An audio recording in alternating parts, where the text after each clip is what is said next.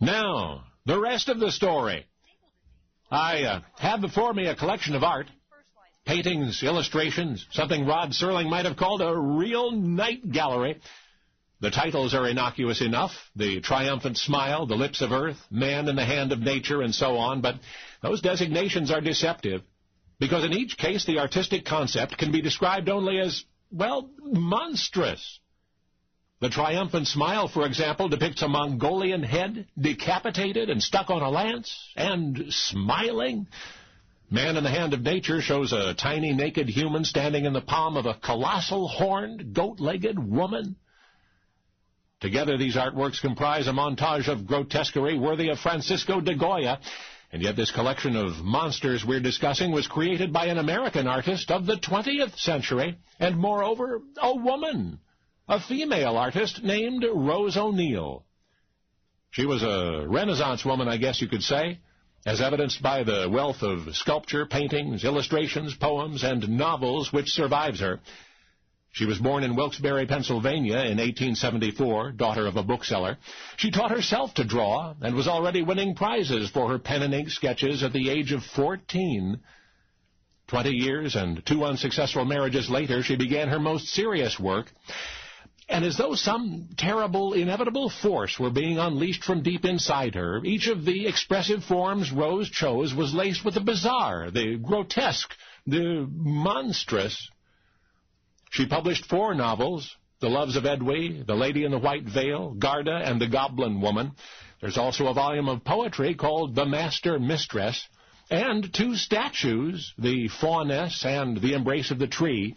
And yet in no art form was Rose O'Neil so distinguished as in her illustrations.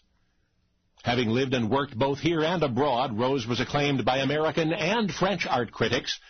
In 1906, her pen and inks were exhibited at the Paris Salon, a genius, some called her.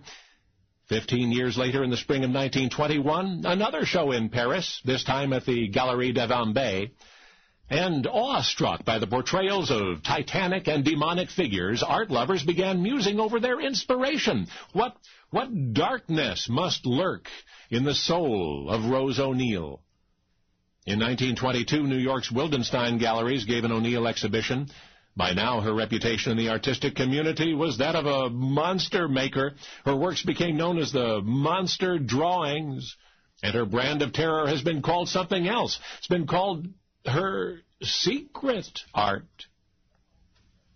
You see, today, all these decades after her death, Rose O'Neil's monumental artistic achievements, her Gothic novels, her mystically sensual poetry, her monstrous illustrations, they've been all but forgotten. Remembered instead as a comparatively small, though no less significant accomplishment, something created by Rose O'Neil as a commercial artist, something she did for the 1909 issue of Ladies' Home Journal.